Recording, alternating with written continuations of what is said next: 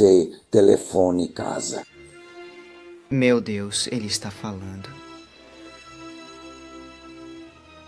E de telefone casa? E.T., o extraterrestre, não era apenas uma fantasia infantil sobre um alienígena adorável. Foi um terremoto cultural que redefiniu a produção de blockbusters. Mas o que o público viu na tela, a ponta do dedo brilhante, a bicicleta voadora, o adeus emocionado, escondia uma produção cheia de caos, acidentes e lutas profundamente humanas. Desde sabotagem no estúdio até atores mirins desmoronando sob pressão, a história por trás de E.T. é mais estranha do que o próprio filme. Hoje vamos mergulhar em 20 fatos estranhos sobre E.T., o extraterrestre, 1982. Uma contagem regressiva de segredos que nem os maiores fãs conhecem. Fique até o fato bônus, pois ele muda a forma como você verá E.T. para sempre. Novamente. Vamos começar. Número 20.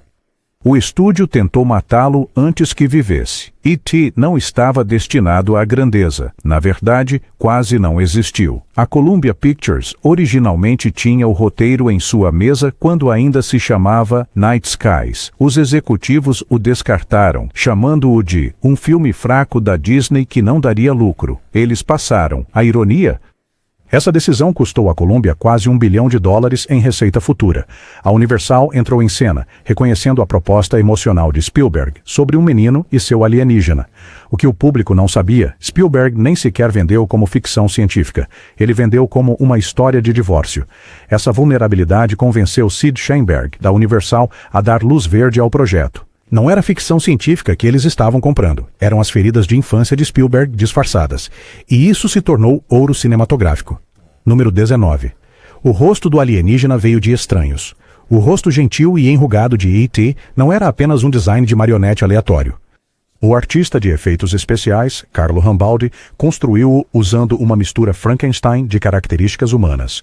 Os olhos caídos foram modelados a partir do poeta Carl Sandburg. O pescoço alongado foi inspirado por uma tartaruga que Spielberg tinha quando era menino. O olhar úmido e profundo foi inspirado em Albert Einstein. Não era alienígena de forma alguma. Era a humanidade costurada. E o design não foi amado por todos. Os membros da equipe brincavam que parecia uma uva passa derretida durante as filmagens diárias, mas Spielberg insistiu que E.T. tinha que parecer frágil, não aterrorizante. Ele disse a Rambaldi: se o público não quiser abraçá-lo, não temos um filme. Rambaldi entregou, ganhando o Oscar de melhores efeitos visuais. Não um monstro, um espelho de nós. Número 18. Drew Barrymore tentou adotar E.T. Aos 7 anos, Drew Barrymore, já a estrela em ascensão da dinastia Barrymore, não estava atuando em suas cenas com E.T. Ela estava genuinamente convencida de que o boneco era real. Spielberg se apoiou nessa inocência. Ele até organizou para que os operadores mantivessem E.T. vivo, quando Barrymore visitava entre as filmagens. Ela trazia lanches para ele e perguntava à equipe se ele precisava de cobertores. Mas o apego dela era mais profundo. Ela perguntou a Spielberg se podia levar o E.T. para casa depois das filmagens. Ele disse gentilmente, ele tem que voltar para a nave espacial dele. A decepção foi real. Barrymore, mais tarde, admitiu que chorou por semanas. Não foi uma atuação, mas uma ferida de infância imortalizada na tela. E é por isso que suas cenas parecem devastadoramente autênticas. Número 17. A cena da bicicleta BMX quase matou crianças. A bicicleta voando sobre a lua se tornou a imagem mais icônica do filme.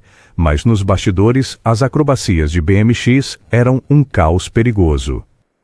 As crianças dublês tinham que pedalar equipamentos pesados por rampas com fios puxando-os para cima. Várias tombaram no ar, caindo forte durante os testes. Um quase quebrou o braço. Spielberg insistiu na sequência porque queria um conto de fada suburbano. Mas não era magia de CGI. Eram fios práticos, máquinas de fumaça e atores mirins apavorados, se segurando pela vida. Um operador admitiu.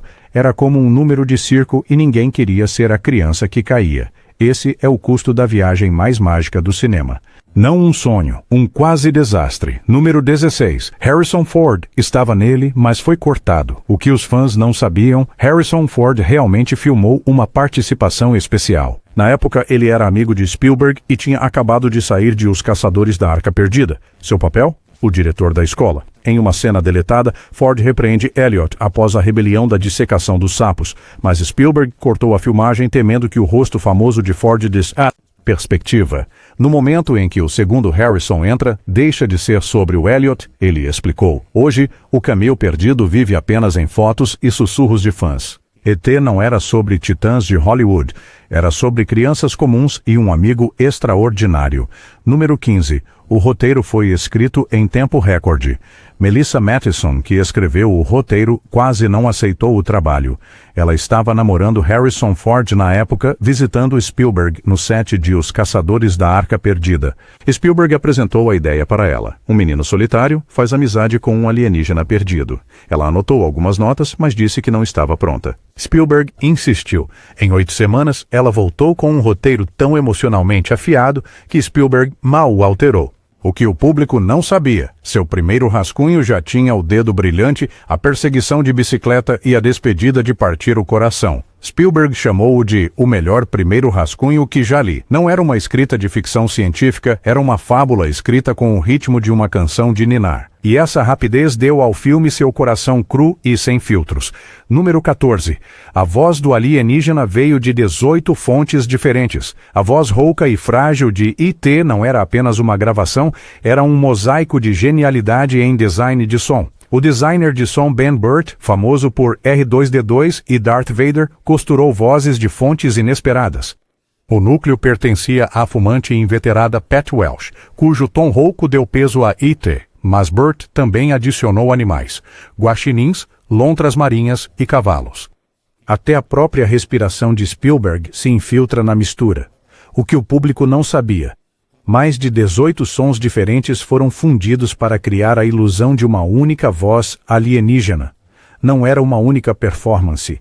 Era um coro de vozes terrenas, lembrando-nos que ET era sempre tanto estranho quanto familiar. Seu número 13. O fantoche falhou constantemente. No set, ET não era mágico. Era um pesadelo de hidráulica, fios e operadores suados. O boneco exigia 3 homens espremidos dentro de seu torso, além de uma dúzia a mais controlando os olhos, pescoço e braços fora da câmera. As filmagens diárias estavam cheias de erros desajeitados. O pescoço de ET colapsando no meio da cena ou seus braços se contorcendo descontroladamente. Durante uma cena no hospital, a luz do peito dele se recusou a acender, atrasando as filmagens por horas. Spielberg se recusou a rodar as câmeras até que ET parecesse vivo. A equipe brincava que o boneco tinha vontade própria, mas a equipe de Rambaldi persistiu, eventualmente tornando o boneco tão expressivo que as crianças acreditavam que era real. Não é engenharia perfeita, apenas uma ilusão implacável. Número 12. Reese's Pieces. Quase não aconteceu. A trilha de doces que atrai E.T. não deveria ser de Reese's Pieces. Spielberg primeiro pediu M&M's, mas a Mars Incorporated hesitou, preocupada que o alienígena assustasse as crianças. A Hershey's arriscou, e a história mudou. As vendas de Reese's Pieces aumentaram 65% após o lançamento do filme. A colocação de produto tornou-se uma das mais famosas de Hollywood. O que o público não sabia, a Hershey's pagou apenas $1 milhão em uma parceria de marketing. Em troca, eles conseguiram imortalidade da marca. Spielberg mais tarde admitiu. O doce era um personagem tão importante quanto Elliot. Não foi sorte corporativa. Foi genialidade corporativa. Número 11. Spielberg protegeu as crianças do final do roteiro. Os atores mirins não foram informados que E.T. morreria. Spielberg escondeu o final do roteiro até o dia da filmagem para obter reações autênticas. Quando E.T. fica inerte na tenda médica, as lágrimas das crianças não eram atuação, era um choque genuíno. Henry Thomas, que interpretou Elliot, lembrou: achamos que ele tinha realmente partido. Spielberg orquestrou isso como um segredo, contando apenas a Drew Barrymore antecipadamente para mantê-la centrada. O que o público não sabia: a dor das crianças é verdadeiro cinema verité. Spielberg não queria que eles atuassem, ele queria que eles sentissem, e é por isso que o final ainda devasta o público 40 anos depois. Número 10. A audição que fez Spielberg chorar. Henry Thomas não apenas fez o teste para Elliot, ele partiu Spielberg ao meio. Para seu teste, Thomas improvisou uma cena sobre agentes do governo, levando E.T. chorando. Ele chorou no momento certo, implorando: não o leve, ele é meu amigo. O diretor de elenco ficou impressionado. Spielberg enxugou os olhos e sussurrou: você conseguiu o papel. O que o público não sabia: aquela audição gravada se tornou viral desde então. É um dos momentos mais crus e não roteirizados na história das audições. Spielberg não precisou de uma segunda leitura. Ele disse: "Encontrei meu Elliot. Não é atuação, é puro sofrimento infantil." E isso definiu o tom emocional para todo o filme. E antes de revelarmos os próximos 9 segredos, vá em frente e curta e inscreva-se, porque essas histórias só ficam mais estranhas. Número 9. Os agentes do governo tinham armas até que não tinham mais. Na versão original lançada nos cinemas, os agentes do FBI que perseguiam Elliot carregavam rifles. Mas anos depois, para a edição do 20º aniversário, Spielberg os substituiu digitalmente por walkie-talkies. Ele admitiu que se arrependeu de assustar crianças com armas em um filme familiar. Os fãs iniciaram um debate. Alguns elogiaram a mudança. Outros condenaram como censura. Spielberg mais tarde confessou: "Eu estava errado em mexer. Nunca farei isso de novo." O que o público não sabia é que essa edição se tornou um ponto de discórdia cultural nas discussões sobre preservação de filmes. Não foi apenas uma alteração no filme, foi uma batalha pela memória cinematográfica. Número 8. Spielberg filmou o filme em ordem cronológica. Hollywood quase nunca filma em sequência. É muito caro. Mas Spielberg exigiu que E.T. fosse filmado em ordem cronológica. Por quê? Ele queria que as crianças experimentassem as emoções da história em tempo real. Dessa forma, o vínculo delas com E.T. crescesse naturalmente. O que o público não sabia, essa abordagem incomum tornou a cena de despedida na nave espacial devastadoramente autêntica, porque as crianças estavam realmente se despedindo de meses de trabalho com o boneco. Henry Thomas disse mais tarde: "Parecia perder um amigo, não eficiência de agendamento. Engenharia emocional." Número 7. John Williams salvou a cena da bicicleta voadora. O passeio de bicicleta à luz da lua é inesquecível, mas na sala de edição quase não funcionou. Spielberg cortou a cena com música temporária e sentiu que estava arrastada. Entra John Williams. Ele compôs uma peça sinfônica crescente que evoluía da inocência ao triunfo. Spielberg ficou tão emocionado que reeditou a cena para se ajustar à música e não o contrário. O que o público não sabia, diretores quase nunca cortam a imagem para se ajustar à trilha sonora. Mas Spielberg confiava completamente em Williams. O resultado? A mais icônica música do cinema, para sempre ligada ao encanto da infância, não é a edição ditando a música, é a música ditando a magia. Número 6. Spielberg usou médicos reais na cena do hospital. Quando E.T. está morrendo na tenda médica, o caos parece assustadoramente real. Isso porque Spielberg escalou médicos e enfermeiros reais em vez de atores.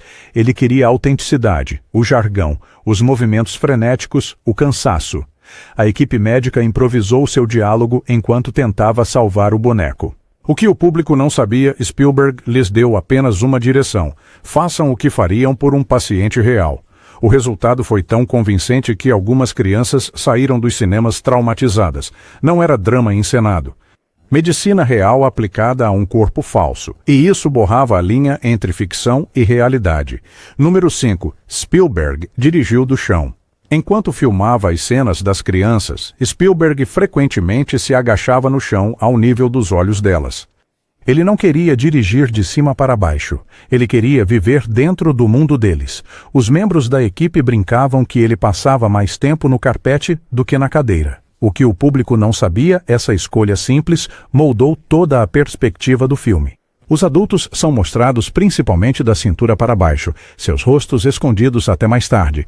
Spielberg explicou: não é a história deles, é a história das crianças. Não é a autoridade comandando as crianças, é a infância comandando o cinema. Número 4. A filmagem foi estranhamente curta. Para um filme que se tornou um monólito cultural, a produção foi surpreendentemente rápida. As filmagens terminaram em apenas 61 dias, uma velocidade relâmpago para Spielberg, que havia lutado com épicos de meses como Tubarão. Por que tão rápido? Porque a maioria das cenas acontecia em casas suburbanas e quintais, permitindo um cronograma eficiente. Mas o que o público não sabia, Spielberg admitiu mais tarde que não queria que as crianças envelhecessem fora de seus papéis durante uma filmagem prolongada. O cronograma comprimido preservou a inocência delas e o tom frágil do filme, não o inchaço de um blockbuster. Urgência infantil. Número 3. E.T. quase se tornou um filme de terror. A proposta original não era comovente. Ele Mentindo. Antes da reescrita de Matheson, Spielberg imaginou Night Skies, um roteiro de terror onde alienígenas aterrorizam uma família, mutilando gado e atacando crianças. Apenas um alienígena gentil fez amizade com o menino. Mas Spielberg mudou de direção, percebendo que queria esperança, não medo. O que o público não sabia, se a Columbia tivesse continuado com Night Skies, poderíamos ter tido um filme de invasão sangrento em vez de um clássico de ninar. Não aterrorizando humanos, curando-os. Número 2. O filme descarrilou. Outros filmes, E.T. foi tão bem sucedido que perturbou Hollywood.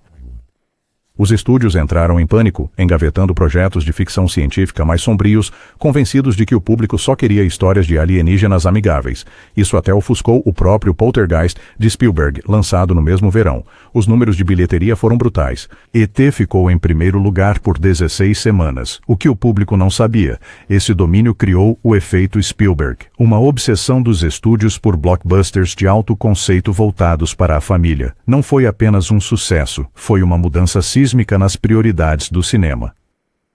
Número 1. A estreia se transformou em um evento cultural. Em 11 de junho de 1982, E.T. estreou no Festival de Cinema de Cannes. O público não apenas aplaudiu, chorou abertamente. Críticos que esperavam uma matinê infantil ficaram atônitos. Pauline Kael chamou-o de um filme infantil para adultos. Nos Estados Unidos, famílias formaram filas ao redor dos quarteirões, alguns cinemas exibindo sessões 24 horas por dia. O que o público não sabia, o filme se tornou o de maior bilheteria de todos os tempos até ser destronado por Jurassic Park em 1993. Não apenas um filme, um fenômeno global que reconfigurou nossa imaginação coletiva. Fato bônus, E.T. estava escondido em Star Wars, o segredo mais estranho. E.T. existe dentro do universo de Star Wars. Em A Ameaça Fantasma, 1999, George Lucas inseriu um grupo de alienígenas parecidos com E.T. em uma cena do Senado Galáctico como uma referência divertida a Spielberg. Fãs explodiram com teorias. E.T. era um Jedi? Era o dedo brilhante dele a força? Spielberg nunca confirmou, mas sorriu quando perguntado, o que o público não sabia. As duas maiores franquias de todos os tempos se uniram silenciosamente na tela. Não mundos separados, um mito compartilhado. E.T. O extraterrestre não foi apenas um sucesso de bilheteria familiar. Foi uma aposta arriscada, costurada a partir de dores de infância, caos técnico e um raio cultural. A magia não estava em uma produção impecável, mas em ilusões frágeis que de alguma forma se mantiveram unidas. E 40 anos depois, o pequeno alienígena ainda telefona para casa em nossas memórias, nossas lágrimas e nossos sonhos. Se esses segredos fizeram você ver E.T. de uma forma totalmente nova, clique no botão de curtir.